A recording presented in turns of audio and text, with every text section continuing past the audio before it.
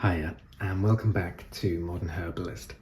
Just a quick update for you, because I'd taken some cuttings recently, in particular my pineapple and blackcurrant sage, and I just wanted to update you on how that's been going. So one of them, as you can see over here, the pineapple sage is completely stable and looks like it will be okay, we shall see. But the blackcurrant sage down here has just completely wilted and fallen over, and it's not even the depth of soil that I put it into. It was pretty deep down, so it should have remained stable. But this obviously is not taken. It's just completely stressed out and it's not having it, and it's fallen over, and that's gonna die on me. There's no way this one's recovering. So for some reason, a really different performance here between the pineapple sage and the blackcurrant sage. And I mean, I could go over the previous video and have a look, but I don't think it's because of the quality of the cuttings I took. They were pretty comparable.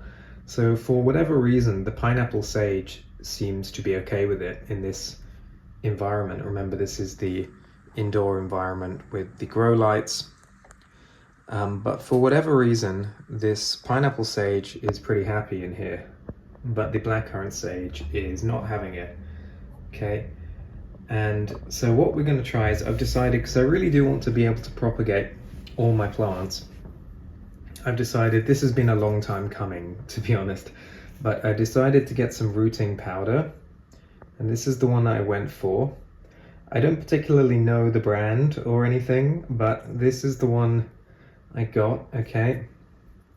And so what you do with this is basically, it's just a powder it's like a hormonal chemical powder that will stimulate rooting in plants, and you just dip your cuttings into the powder before you pot them, basically. And the powder should stimulate growth, okay? So as promised, I have been meaning to show some of the gear I'm using on the channel. So here's the first bit of kit, where I'm actually going to show the product I'm using. So if this works, then you know, there's some free advertising for those folks. It's not a paid promotion or anything. I'm just showing you guys what I'm using, because if any of you out there are doing this for yourselves, it may be handy for you to see what products are going to work and what do not. So next time I have a go at this with this blackcurrant sage, I'm going to use the hormone rooting powder, okay? Same story, by the way, with or similar story with my oregano. Because you may remember in one of my recent videos, I took a number of oregano cuttings. It was either 4 or 5, I can't quite remember now, but only 2 of them survived and have been stable, okay? So, as you can see though, these are very definitely stable, okay? Completely upright, nice firm shape. This one's slightly bent, but it's always been a bit like that, actually. And again, nice and stable, green, nice firm upright shape. They look like they're doing okay. I decided to move these here. I had them on this windowsill, but as you may remember from a previous video, but after seeing the performance, and two of them had died, and as I say, 2 of them remain stable, I decided to bring them back here, especially because it's becoming a lot colder and darker now here in England in autumn, and I think these are probably going to benefit from these grow lights. And the oregano was doing all right in here anyway. So I decided to bring the oregano back in here. So that's just the update on the cuttings. 2 of these are stable. The pineapple sage, interestingly, is stable, but the blackcurrant sage is not. So for whatever reason, that doesn't really like it in here. But we're going to try it again, as I say, with some rooting powder. And I'll probably be using this from now on, because in general, it's just going to help everything root better. I could realistically have been using this all along, but I just hadn't got around to it at this point. I was just trying to cut them and plant them, you know, naturally without any supplements. But I'm going to have a go at this because it should improve the prospects for rooting.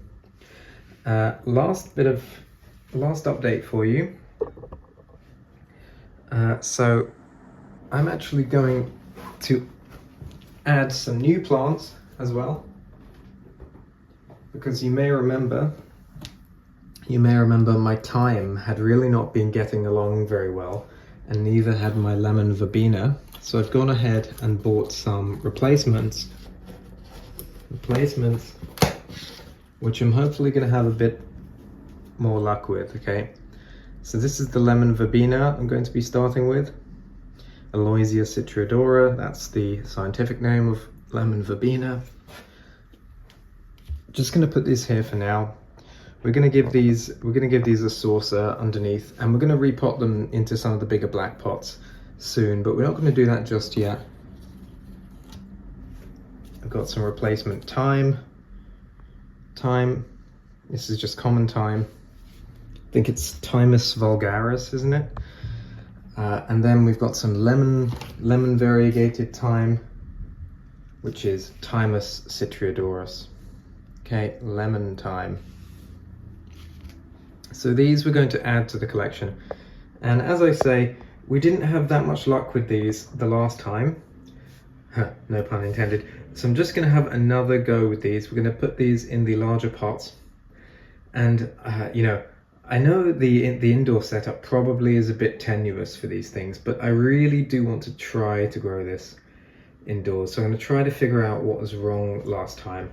It might have been that I had used the radiator a little bit, which originally I said I never wanted to do at all, but then I found myself using it a little because it really was getting cold in here. So what I'm going to do instead, and hopefully this will make a big difference, I'm going to get an electric heater, and I'll show you which one I'm going to purchase in my next video probably.